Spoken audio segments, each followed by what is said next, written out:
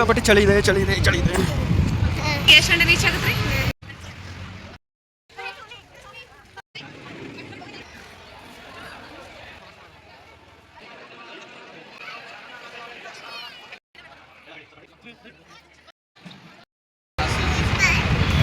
Hi friends, welcome back to our channel. We are going to where? Sringeri ಹೋಗ್ತಾ ಇದೀವಿ ಅಕ್ಷರಾಭ್ಯಾಸಕ್ಕೆ. Yashu ಸಾಹಿತ್ಯಂದು ಅಕ್ಷರಾಭ್ಯಾಸಕ್ಕೆ. ಮಗಳದು hi ಮಾಡಪ್ಪ. ಯಶು ಬಾಯ್ ಮುದ್ದು ಸಾಹಿತ್ಯ. ಗೈಸ್ ಸಿಕ್ಕಾಪಟ್ಟೆ ಚಳಿ ಸಿಕ್ಕಾಪಟ್ಟೆ ಚಳಿ ಇದೆ ಚಳಿ ಇದೆ ಚಳಿ ಇದೆ. ಫುಲ್ ಪ್ಯಾಕ್ ಆಗಿದ್ದೀವಿ ನೋಡಿ ಚಳಿಯಲ್ಲಿ. ಶೃಂಗೇರಿಗೆ ಹೋಗಿ ಅಕ್ಷರಾಭ್ಯಾಸ ಮಾಡ್ಕೊಂಡು ಬರಬೇಕು ಮಕ್ಕಳಿಗೆ. ಬೆಳಿಗ್ಗೆ ಎಷ್ಟು ಗಂಟೆ ರೀಚ್ ಆಗುತ್ತೆ? ಬೆಳಗ್ಗೆ ಒಂದು 7 ಗಂಟೆ ಬಿಫೋರ್ 6:30 7 ಗಂಟೆ ಒಳಗಡೆ. ನಾಳೆ ಶೃಂಗೇರಿಯಲ್ಲಿ ಸಿಗೋಣ, ಓಕೆನಾ? ಓಕೆ. ಹಾಯ್ ಫ್ರೆಂಡ್ಸ್, ಶೃಂಗೇರಿಗೆ ಬಂದೇ ಬಿಟ್ಟಿವ್ರಿ. 6:30 ಅಂದರೆ ರೀಚ್ ಆದ್ವಿ. ಯಪ್ಪ ಬರುತ್ತಾನ ಅಂತೂ ಹೈರಾಣ ಆಗೋಗ್ಬಿಡ್ತು. ಯಾಕಂದ್ರೆ ಫುಲ್ ಘಾಟ್ ಸೆಕ್ಷನ್ ಐತಿ. ನನಗಂತೂ ನಾವು ಶೃಂಗೇರಿ ಬಂದು ಮುಟ್ತೀನಿಲ್ಲೋ ಅನ್ನಂಗೆ ಆಗಿಬಿಟ್ಟಿತ್ತು. ಸೊ 6:30 ಬಂದ್ವಿ. ಎಲ್ಲ ಫ್ರೆಶಪ್ ಆದ್ವಿ.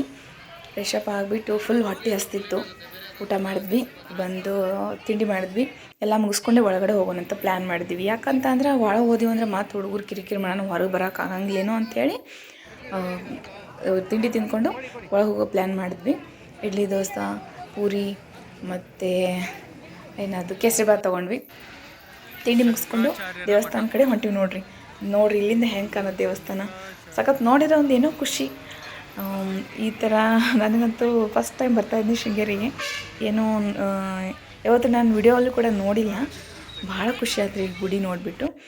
ಎಲ್ಲರೂ ಒಳಗೇನಾದ್ರು ಜನ ಕಾಣಲಿಲ್ಲ, ನನಗೆ ಹೊರಗೇನಾದ್ರು ಚೆನ್ನಾಗಿ ಕಾಣಲಿಲ್ಲ. ಎಲ್ಲ ಆಲ್ಮೋಸ್ಟ್ ಮುಗಿಸ್ಕೊಂಬಂದಿರ್ಬೇಕಂತೇಳಿ ನಾ ತಿಳ್ಕೊಂಡೆ. ಒಳಗೆ ಹೋದ ನೋಡ್ರೇ ಗೊತ್ತಾಗೋದ್ರಿ ಎಷ್ಟು ಜನದ ರಶ್ ಐತೆ ಅಂತ ಹೇಳ್ಬಿಟ್ಟು. ನಾನು ಇಷ್ಟು ಶಾಕ್ ಆಗೀನಿ ಅಂತ. ಫುಲ್ ನನಗೆ ಅದೇನು ಒಂಥರ ಇಷ್ಟು ಜನ ಬಂದಾರ ಅನ್ನೋದು ನನಗೆ ಇಮ್ಯಾಜಿನ್ ಕೂಡ ನಾನು ಮಾಡ್ಕೊಂಡಿರಲಿಲ್ಲ. ಅಷ್ಟು ಜನ ಬಂದಿದ್ದರು. ನೀವೇ ನೋಡ್ರಿ, ಇಲ್ಲೊಂದು ಏನಾದರೂ ಒಂದು 10-15 ಸಾವಿರ ಜನ ಎತ್ಕೊಂಡಿರ್ಬೇಕು. ಎಲ್ಲಿ ಕಾಲಿಡಕ್ಕೆ ಜಾಗಿಲ್ಲ, ಅಷ್ಟು ಜನ ಬಂದಿದ್ದರು. ಎಲ್ಲರೂ ಅಕ್ಷರಾಭ್ಯಾಸ ಮುಗಿಸ್ಕೊಂಡು ಹೊಂಟಾರು. ನಾವು 9 ಗಂಟೆ ಆಗೈತಿ, ಈಗ ಹೊಂಟಿ ಒಳಗಡೆ.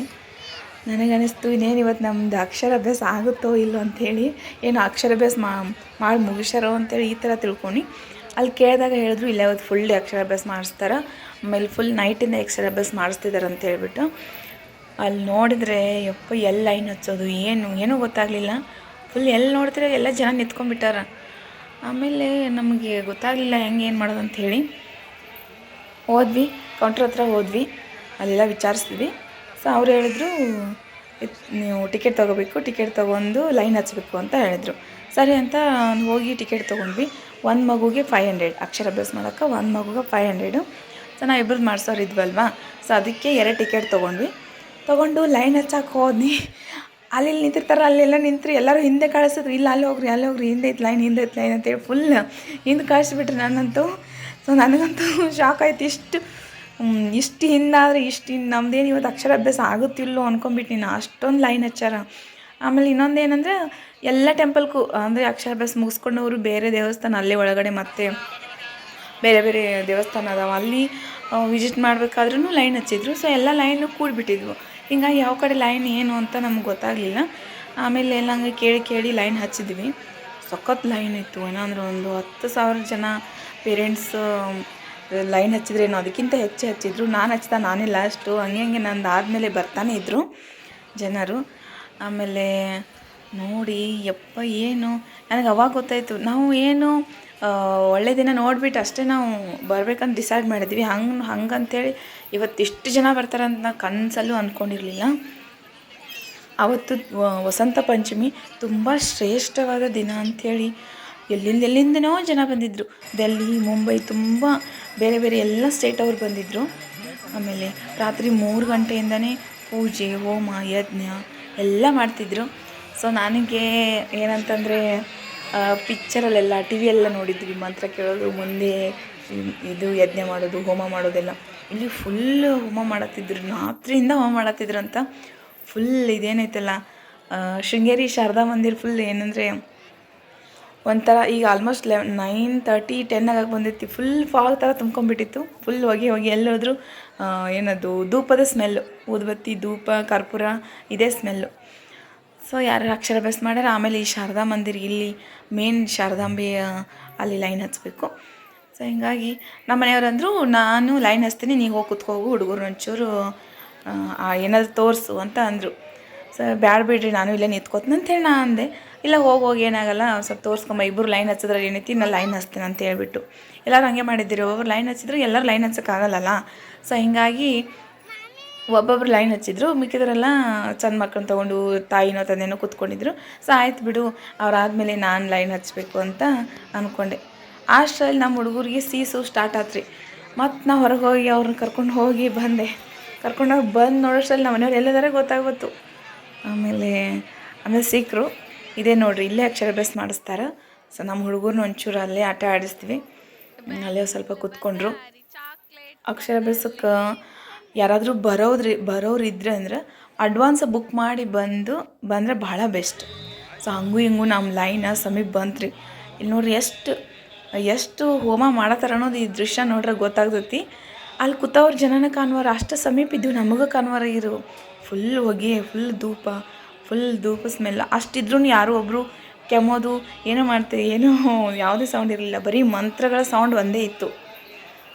ಒಂದು ಈ ಥರ ಕೇಳಿ ನನಗಂತೂ ಏನೋ ಒಂದು ಯಾವುದೋ ಒಂದು ಫುಲ್ ಫಿಲಮ್ ನೋಡ್ದಂಗೆ ಆಯಿತು. ನೋಡಿರಿ, ಎಲ್ಲ ಫುಲ್ ಫಾಗ್ ಥರ ಆಗೈತಿ. ಧೂಪದಿಂದ ಶಾರದಾ ಮಂದಿರ ಫುಲ್ ತುಂಬ್ಕೊಂಡ್ಬಿಟ್ಟೈತಿ. ಇದರಿಂದ ಎಲ್ಲರಿಗೂ full energy, full positive energy. ನಮಗೆ ಎಷ್ಟು ಸುಸ್ತಾಗಿತ್ತು ಬಸ್ ಒಳಗೆ, ಆದರೆ ಬಂದಮೇಲೆ ಈ ಶಾರದಾ ಮಂದಿರ ನೋಡಿದ್ಮೇಲೆ ಅಂತೂ ನನಗಂತೂ ಸುಸ್ತೆಲ್ಲ ಹೋಗ್ಬಿಡ್ತು. ಸುಸ್ತೇ ಅನ್ನಿಸ್ಲಿಲ್ಲ ನಮಗೆ. ಸೊ ಆಮೇಲೆ ಹಂಗೂ ಹಿಂಗೂ ನಮ್ಮ ನಂಬರ್ ಸಮೀಪ ಬಂತ್ರಿ. ಆಮೇಲೆ ಏನು ಮಾಡಿದ್ರು, ತುಂಬ ಜನ ಲೈನ್ ಹಚ್ಚಿದ್ರು. ಸೊ ಮ್ಯಾನೇಜ್ಮೆಂಟ್ ಟೀಮ್ದವ್ರು ಏನು ಮಾಡಿದ್ರು, 4 ಡಿವಿಷನ್ ಮಾಡಿಬಿಟ್ರು. 4 ಕಡೆ ಅಕ್ಷರಾಭ್ಯಾಸ ಮಾಡ್ಸೋಣ ಅಂತ ಹೇಳ್ಬಿಟ್ಟು ಹಂಗೆ ಮಾಡಿದ್ರು ಅಂಥೇಳಿ ನಮ್ಮ ನಂಬರ್ ಬಂತ್ರಿ. ಈ ಅಕ್ಷರಾಭ್ಯಾಸಕ್ಕೆ ನಾವು ಕೂತ್ಕೊಂಡ್ವಿ. ಅಕ್ಷರಾಭ್ಯಾಸಕ್ಕೆ ಒಂದು ಟೈಮಿಗೆ 200 ಮೆಂಬರ್ಸ್ನ ಬಿಡ್ತಾ ಇದ್ದೀವಿ. ಸೊ ಅಕ್ಷರಾಭ್ಯಾಸ ನಡೀತಾ ಇದೆ ಇವಾಗ.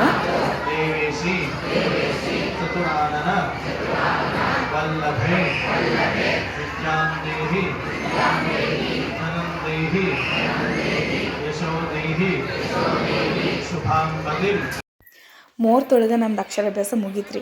ನಾವು 9 ಗಂಟೆಗೆ ಒಳಗೆ ಬಂದಿದ್ದೀವಿ. 11:30 ಅಂದರೆ ನಮ್ದು ಅಕ್ಷರಾಭ್ಯಾಸ ಮುಗೀತು. ಸೊ ಅಕ್ಷರಾಭ್ಯಾಸ ಮಾಡಿಸುವಾಗ ಏನಿಲ್ಲ, ಅವರೊಂದು ರಿಸಿಪ್ಟ್ ಕೊಟ್ಟಿರ್ತಾರಲ್ಲ, ಆ ರಿಸಿಪ್ಟ್ ಕೊಟ್ಟರೆ ಸಾಕು. ನಮಗಲ್ಲಿ ಎಲ್ಲರಿಗೂ ಒಂದೊಂದು ತಾಮ್ರ ತಟ್ಟೆ, ಅದರಲ್ಲಿ ಅಕ್ಕಿ ಹಾಕಿ ಒಂದು ಅರಿಶಿನ ಕೊಂಬಿಟ್ಟು ಕೊಟ್ಟಿರ್ತಾರೆ. ಅದ್ರ ಜೊತೆಗೆ ಒಂದು ಸ್ಲೇಟ, ಒಂದು ಬಳಪ, ಅಂದರೆ ಒಂದು ಮಗುಗೆ ಇಷ್ಟೆಲ್ಲ ಸೆಟ್ ಅವರು ಕೊಟ್ಬಿಟ್ಟು ಅವರು ಪ್ರೇಯರ್ ಮಾಡೋಕ್ಕೆ ಹೇಳ್ತಾರೆ. ಆಮೇಲೆ ಪ್ರಾರ್ಥನೆ ಮಾಡಿಕೊಂಡು ಮಕ್ಕಳ ಹತ್ರ ಬರೆಸ್ಕೊಂಡು ಬರೆಯೋಕ್ಕೆ ಹೇಳ್ತಾರೆ. ನಮ್ಗೆ ಅದೇನು ಹೇಳ್ತಾರೆ, ಅವ್ರು ಪ್ರೇಯರ್ ಮಾಡಿ ಹುಡುಗರ ಕಡೆ ಬರೆಸಿ ಏನಾದರೂ ವಿಶ್ ಮಾಡಿಕೊಂಡು ಇಷ್ಟು ಮಾಡಿದರೆ ಆಯ್ತು ರೀ. ಎಷ್ಟಾದ್ರೆ ಒಂದು 3 to 5 ಮಿನಿಟ್ಸ್ ಆದರೆ ಭಾಳ ಆಯಿತು. ಮ್ಯಾಕ್ಸಿಮಮ್ ವಿತಿನ್ 3 ಮಿನಿಟ್ಸಲ್ಲಿ ಅಲ್ಲಿ ಏನು ಒಂದು ಸಲ ಬಂದಿರ್ತಾರಲ್ಲ 200 ಎಷ್ಟು ಆಲ್ಮೋಸ್ಟ್ ನನಗೆ ಅನಿಸ್ತು ಒಂದು ಸಲಕ್ಕೆ 200 ಮೆಂಬರ್ಸ್ನ ಬಿಟ್ರು ಅಂತ ಹೇಳಿಬಿಟ್ಟು ಅಲ್ಲಿ ಅಕ್ಷರಾಭ್ಯಾಸ ಮಾಡಿ ಕೆಲವೊಂದು ಮಂತ್ರಗಳು ಶ್ಲೋಕಗಳು ಹೇಳ್ತಾರೆ. ಆ ಶ್ಲೋಕಗಳನ್ನ ಮಕ್ಕಳ ಕೈಯಿಂದ ಸ್ಲೇಟ್ ಮೇಲೆ ಬರೆಸ್ಬೇಕು. ಅದಾದಮೇಲೆ ಇಲ್ಲಿ ಶಾರದಾ ಮಾತೆ ಹತ್ರ ನಾವು ಸ್ಲೇಟನ್ನು ಕೊಡಬೇಕಲ್ಲಿ ಕೊಟ್ಟು ಹಾಗೆ ದರ್ಶನ ಮಾಡ್ಕೊಂಡು ಬಂದೀವ್ರಿ. ಅಲ್ಲಿ ಎಲ್ಲ ಲೈನ್ ಹಚ್ಚಬೇಕು. ಬೇಗ ಮಾಡಿ ಮುಗಿಸಿದ್ರಿ. ಯಾಕಂದರೆ ಸಾವಿರಾರು ಜನ ಬಂದಿರೋದ್ರಿಂದ ಅವ್ರಿಗೂ ಒಂದು ಬೇಗ ಮುಗಿಸ್ಬೇಕು, ಎಲ್ಲರದು ಆಗಬೇಕಲ್ಲ. ಹೀಗಾಗಿ ಡಿವಿಷನ್ ಎಲ್ಲ ಕಡೆ ಮಾಡಿ ಎಲ್ಲರಿಗೂ ಅಕ್ಷರಾಭ್ಯಾಸ ಮಾಡಿ ಮುಗಿಸ್ಬೇಕು ಅನ್ನೋದು ಉದ್ದೇಶದಿಂದ ಬೇಗ ಮಾಡಿ ಮುಗಿಸಿದ್ರು. ಸೊ ಅಕ್ಷರಾಭ್ಯಾಸ ಮಾಡಿ ಮುಗಿಸ್ಕೊಂಡು ಹೊರಗೆ ಬಂದ್ವಿ. ಯಾರಾದರೂ ದಾನ ಮಾಡೋರಿದ್ರು ಅಂದರೆ ಮಗುನ ಕೈಯಲ್ಲಿ ಇಲ್ಲಿ ಹೊರಗಡೆ ಬಂದು ಮಾಡ್ತಾಯಿದ್ರು. ನಾವು ಕೂಡ ಮಾಡಿದ್ವಿ. ಸೊ ಆನೆ ಬಂದಿದ್ವು. ಆನೆಯನ್ನು ಅಷ್ಟು ಫೋಟೋ ತೊಗೊಲಿಲ್ಲ ರೀ, ಆಮೇಲೆ ತೊಗೋಬೇಕಂತೇಳಿ ಮೊದಲು ದೇವ್ರ ದರ್ಶನ ಮಾಡ್ಬೇಕಂತ ಅಂದ್ಕೊಂಡ್ವಿ. ಯಾಕಂತಂದರೆ ಎಲ್ಲ ಕಡೆ ಲೈನ್ ಹಚ್ಚಿನೇ ದರ್ಶನ ಇತ್ತು. ಸೊ ಇಲ್ಲಿ ನಾವು ಇಲ್ಲಿ ಹಾಗೆ ಬೇರೆ ಶಂಕರಾಚಾರ್ಯರದ್ದು ಮತ್ತು ಶಾರದಾಂಬೆದು ಬೇರೆ ಹಾಗೆ ಒಳಗಡೆ ದೇವಸ್ಥಾನ ಅದಾವು. ಅಲ್ಲೆಲ್ಲ ಲೈನ್ ಹಚ್ಚಿ ದರ್ಶನ ಮಾಡೋದಿತ್ತು. ಅವತ್ತು ತುಂಬ ಜನ ಬಂದಿರೋದ್ರಿಂದ ಲೈನ್ ಹಚ್ಚಿ ಬಿಟ್ಟರೆ ಅನಿವಾರ್ಯ ಇರಲಿಲ್ಲ. ಸೊ ಹಿಂಗಾಗಿ ಲೈನ್ ಹಚ್ಚಿ ದರ್ಶನ ಮುಗಿಸ್ಕೊಂಡು ಹೊರಗೆ ಬಂದೀವ್ರಿ. ಇನ್ನು ಮೇನು ಅಲ್ಲಿ ಹೋಗಬೇಕು ಶಾರದಾಂಬೆ. ಇದೆಲ್ಲ ಮುಗಿಸ್ಕೊಂಡು ಶಾರದಾಂಬೆ ದರ್ಶನ ಮಾಡಬೇಕು. ಅಲ್ಲಿ ಒಳಗಡೆ ಏನು ಫೋಟೋ ಎಲ್ಲಿ ಒಳಗಡೆ ಟೆಂಪಲಲ್ಲಿ ಫೋಟೋ ವಿಡಿಯೋ ಏನೂ ಅಲ್ಲವಿಲ್ಲ. ಸೊ ಹೊರಗಡೆ ಏನು ಫೋಟೋ ತಗೋತೀವಿ ಅಷ್ಟೇ. ಆಮೇಲೆ ಹೋಗೋಕ್ಕಿಂತ ಮುಂಚೆ ಸ್ವಲ್ಪ ಎಲ್ಲೇ ಇಲ್ಲಿ ಸ್ವಲ್ಪ ಅಂದರೆ ಜನ ಕಡಿಮೆ ಆಗಿದ್ರು ಹೀಗಾಗಿ ಆನೆ ಹತ್ರ ಸ್ವಲ್ಪ ಫೋಟೋ ತೊಗೋಬೇಕಂತೇಳಿ ಫೋಟೋ ತೊಗೊಂಡ್ವಿ. ನನ್ನ ಮಗಳಂತೂ ಫುಲ್ ಅಂಜಿದ್ಲು. ಅವಳು ಆನೆ ಸಮೀಪ ಹೋಗಲ್ಲ, ದೂರಿಂದ ಅಷ್ಟೇ ನೋಡ್ತಾಳೆ. ನಾವೆಲ್ಲ ಫೋಟೋ ತೊಗೊಂಡ್ವಿ. ಏನೋ ಒಂದು ಖುಷಿ ಆಯ್ತು ಮನಸ್ಸಿಗೆ, ಯಾಕಂತಂದರೆ ಕರೆಕ್ಟ್ ಟೈಮ್ ನಾವು ಲೇಟಾಗಿ ಬಂದ್ರೂ ಒಂದು ಕರೆಕ್ಟ್ ಟೈಮಲ್ಲಿ ನಮ್ದು ಅಕ್ಷರಾಭ್ಯಾಸ ಆಯಿತು ಅಂತೇಳಿ. ಆಗಲ್ಲೇನೋ ಅಂದ್ಕೊಂಬಿಟ್ಟಿದ್ದು ನಾನಂತೂ ಜನನ ನೋಡಿ. ಜನ ಹಾಗೆ ಬರ್ತಾನೆ ಇದ್ದರು, ಹಾಗೆ ಹೋಗ್ತಾಯಿದ್ರು, ಹಾಗೆ ಬರ್ತಾಯಿದ್ರು. ರಾತ್ರಿ 3 ಗಂಟೆಯಿಂದ ಸ್ಟಾರ್ಟ್ ಇತ್ತು ಇದೆಲ್ಲ ಪೂಜೆ. ನಮ್ಮದು ಬೇಗನೆ ಆಯಿತು. ಸೊ ಐರಾವತ ಕಡೆಯಿಂದ ನಮ್ಮ ಮನೆಯವರು ಆಶೀರ್ವಾದ ತೊಗೊಂಡ್ರು, ನಾವು ಎಲ್ಲ ಆಶೀರ್ವಾದ ತೊಗೊಂಡ್ವಿ. ಆಮೇಲೆ ಹೋಗ್ಬಿಟ್ಟು ಶಾರದಾಂಬೆ ದರ್ಶನ ತೊಗೊಂಡ್ವಿ. ಶಾರದಾಂಬೆ ದರ್ಶನ ತೊಗೊಂಡು 12 ಗಂಟೆ ಪೂಜೆನೂ ನಮಗೆ ಸಿಕ್ತು. ಒಂದು 10 ನಿಮಿಷ ಪೂಜೆ ನೋಡಿದ್ವಿ ತಾಯಿದು. ತುಂಬ ಖುಷಿ ಆಯಿತು, ಮನ್ಸಿಗೆ ಏನೋ ಒಂದು ನೆಮ್ಮದಿ, ಏನೋ ಒಂದು ಫೀಲ್ ಆಯಿತು. ಆ ಫೀಲ್ ಎಕ್ಸ್ಪ್ರೆಷನ್ ಮಾಡೋಕ್ಕೆ ಆಗಲಿಲ್ಲ. ಸೊ ಅಷ್ಟೊಂದು ಮನಸ್ಸಿಗೆ ಶಾಂತಿ ಆಯಿತು. ಆಮೇಲೆ ಒಂದು ಟೋಕನ್ ಕೊಟ್ಟಿರ್ತಾರೆ ರೀ, ನಾವು ಇದ್ರಾಗ ಟಿಕೆಟ್ ಬುಕ್ ಮಾಡಿದಾಗಲೇ ಅಲ್ಲಿ ಟಿಕೆಟ್ ತೊಗೋತೀವಲ್ಲ ಆವಾಗ. ಸೊ ಅದೇ ಟೋಕನಲ್ಲಿ ಒಂದು ರಿಸಿಪ್ಟು ಅಕ್ಷರಾಭ್ಯಾಸ ಮಾಡೋಕೆ ಅವ್ರು ಇಟ್ಕೊಂಡು, ಇನ್ನೊಂದು ರಿಸಿಪ್ಟು ಅಲ್ಲಿ ಇದರಲ್ಲಿ ಸೆಂಟ್ರಲ್ಲಿ ಕೊಟ್ಟು ಪ್ರಸಾದನ ತೊಗೋಬೇಕು. ತೊಗೊಂಡು ಬಂದ್ವಿ. ಆಮೇಲೆ ಅನ್ನದ ಪ್ರಸಾದ ಮಾಡ್ಕೊಂಡ್ವಿ. ಎಲ್ಲ ಫುಲ್ ಏನೋ ನೆಮ್ಮದಿ ಅನ್ನಿಸ್ತು. ಎಲ್ಲ ಮುಗಿಸ್ಕೊಂಡು ಮತ್ತಿನ್ನು ಮಧ್ಯಾಹ್ನ ಹೊಂಟಿವ್ರಿ ನಾವು ಬೆಂಗಳೂರಿಗೆ ಬರ್ಬೇಕಂತೇಳಿ. ಯಾಕಂದ್ರೆ ಅಲ್ಲೇ ಉಳ್ಕೋಬೇಕು, ಎಲ್ಲ ನೋಡಬೇಕು ಅಂದ್ಕೊಂಡ್ವಿ. ಅದು ಆಗಲಿಲ್ಲ, ಯಾಕಂತಂದ್ರೆ ಎಲ್ಲ ಬುಕ್ ಆಗಿದ್ವು, ಎಲ್ಲ ಫುಲ್ ರಶ್, ಯಾವುದು ಖಾಲಿನೇ ಇರಲಿಲ್ಲ. ಎಲ್ಲಿ ನಮ್ಗೆ ಖಾಲಿ ಸಿಗಲಿಲ್ಲ. ಬುಕ್ ಮಾಡ್ಬೇಕಂದ್ರೆ ಇರಬೇಕಂದ್ರೆ ಅಲ್ಲಿ ನೋಡ್ಕೊಂಬರ್ಬೇಕಂತೇಳಿ. ಸೊ ಮಧ್ಯಾಹ್ನ 2 ಗಂಟೆ ಅಂದರೆ ಕ್ಯಾಂಪಸ್ ಹತ್ತಿತ್ತು. ಕ್ಯಾಂಪಸ್ ಹತ್ಕೊಂಡು ವಾಪಸ್ ಬೆಂಗಳೂರಿಗೆ ಬಂದೀವ್ರಿ. ಸೊ ಯಾರೆಲ್ಲ ನೀವು ಶೃಂಗೇರಿಗೆ ಹೋಗಬೇಕು, ಶಾರದಾ ಮಂದಿರ ಅಕ್ಷರಾಭ್ಯಾಸಕ್ಕೆ ಹೋಗ್ಬೇಕಂತಂದ್ರೆ ನೈಟ್ ಬುಕ್ ಮಾಡಿ ಹೋಗಿ ಬೆಳಗ್ಗೆ ಬೇಗ ಅಕ್ಷರಾಭ್ಯಾಸ ಮುಗಿಸ್ಕೊಂಡು ಎಲ್ಲ ದೇವಸ್ಥಾನ ಎಲ್ಲ ನೋಡಿಕೊಂಡು ಸಂಜೆ ಅಂದರೆ ವಾಪಸ್ ಬರ್ಬೋದು. ಮತ್ತು ಅಲ್ಲಿ ಫಿಶ್ ಇರುತ್ತೆ, ಫಿಶ್ ಪಾಂಡ್ ಐತಿ, ಅಲ್ಲಿ ದೇವ್ರದೊಂದು ಫಿಶ್ ಐತಿ. ಆ ಫಿಶ್ಶಿಗೆ ಗೋಲ್ಡ್ ಮುಗ್ಮಟ್ ಐತಿ ಅಂತ ಹೇಳಿದರು. ಸೊ ಅದೆಲ್ಲ ನಮಗೆ ನೋಡೋಕ್ಕಾಗಲಿಲ್ಲ. ಸೊ ನೀವು ಮಿಸ್ ಮಾಡಬೇಡಿ, ಓಕೆನಾ? ಬಾಯ್.